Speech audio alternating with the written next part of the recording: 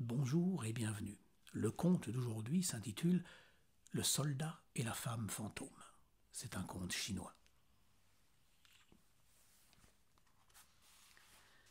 Dans la Chine ancienne, il arrivait que les femmes pauvres succombent aux épreuves amères que leur imposaient leurs conditions.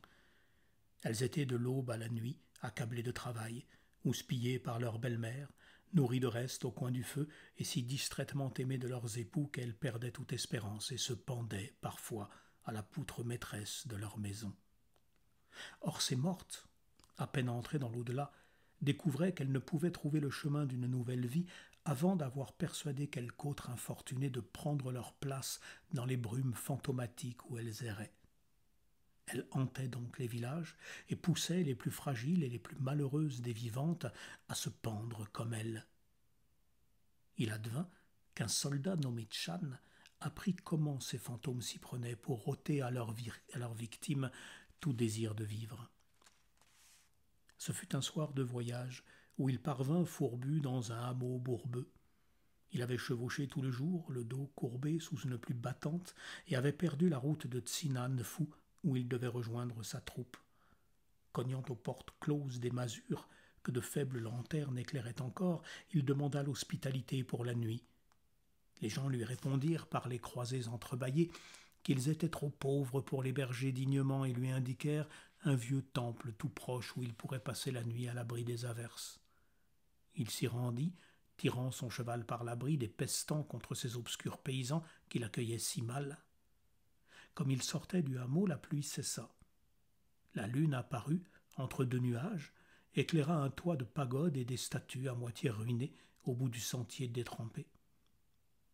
Chan y porta ses bottes traînardes, gravit les marches, et sous l'auvent du seuil aux encoignures envahies par les toiles d'araignée, il défit son bagage, dîna d'une goulée d'alcool de sa gourde, s'enveloppa dans sa couverture et se coucha pour dormir. Or à peine était-il allongé qu'il entendit un bruit à l'intérieur du temple. Il se dressa sur le coude. Un courant d'air glacé effleura son visage. Presque aussitôt, il vit sortir une femme. Elle était vêtue d'une robe rouge, poussiéreuse.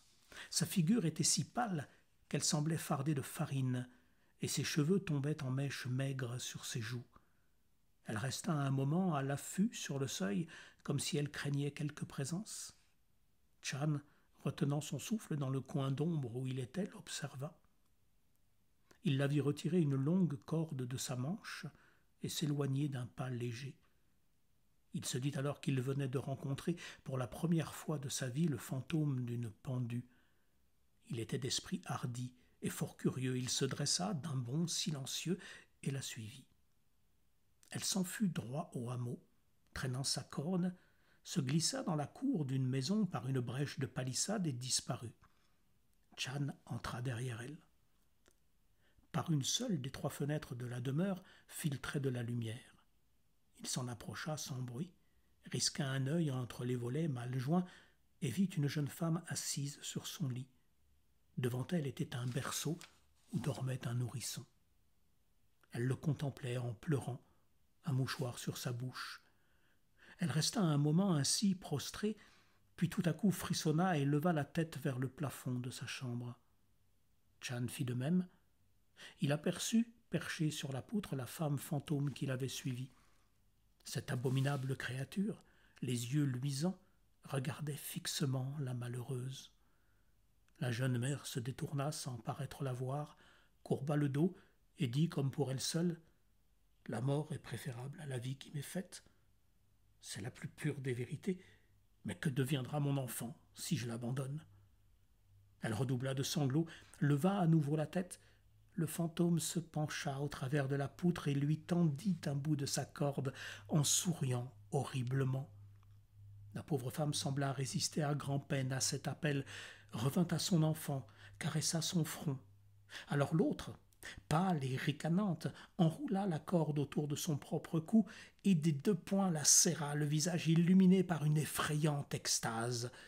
La mère, désemparée, pour la troisième fois, leva la tête et murmura « Mourir, mourir vite, qu'on en finisse, c'est maintenant ou jamais, tant qu'il me reste assez de courage. » Elle se leva, s'en fut à son bahut, en retira une longue ceinture de soie, se hissa sur un banc et attacha un bout de l'étoffe à la poutre.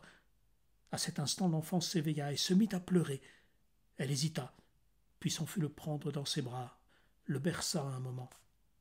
Dès qu'il fut calmé, elle le recoucha, puis à nouveau monta sur le banc, et les mains tremblantes fit en toute hâte un nœud coulant à sa ceinture. Alors Chan se mit à crier et tambouriner contre le volet. La jeune mère eut un tel sursaut qu'elle tomba sur le plancher. Chan enjamba la fenêtre qui venait de s'ouvrir sous ses coups, ranima la malheureuse en lui reprochant rudement d'avoir voulu mourir et grimpa sur la poutre pour l'inspecter. À la place où s'était tenu le fantôme n'était plus qu'une corde enroulée. Il la prit et s'en alla. À peine était-il sorti du hameau qu'il vit sur le sentier, à la lueur de la lune, la revenante en robe rouge. Elle l'attendait. Elle s'inclina devant lui et dit « Depuis de longues années, je cherche à m'éloigner vers d'autres vies, mais vous n'ignorez pas que je dois d'abord attribuer quelqu'un à l'affreux travail que je fais. Cette nuit, j'ai failli réussir. À cause de vous, la proie m'a échappé.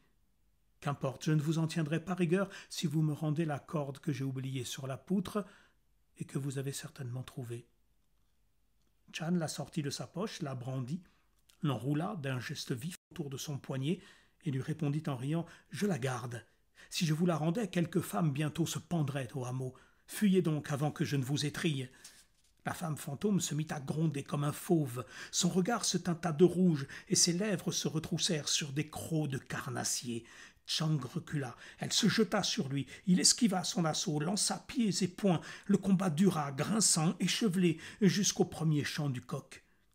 Alors les gens du hameau, accourus dans le jour naissant sur le sentier du temple, découvrirent le soldat, au loin, parmi les vieilles statues, bataillant contre l'air vide à grands coups de sabre. La jeune femme qui l'avait sauvé avait alerté ses parents et ses voisins. Tous étaient partis à sa recherche pour le remercier et bénir son courage. Ils l'appelèrent à grands cris, à grands gestes. Il parut s'éveiller, et se découvrant seul parmi les herbes et les ruines, s'ébroua longuement. Les hommes l'entourèrent. Il leur raconta la nuit qu'il venait de vivre. Chacun put voir qu'à son poignet était encore enroulée la corde du fantôme. En vérité, elle s'était incrustée dans son bras jusqu'à n'être plus qu'un cercle de chair rougie. Quand il eut parlé, bu et mangé, « Il est temps que je reprenne ma route, dit-il. La journée s'annonce belle. » Il boucla son bagage, détacha son cheval, monta en selle et, saluant la compagnie, s'éloigna vers le levant. À demain.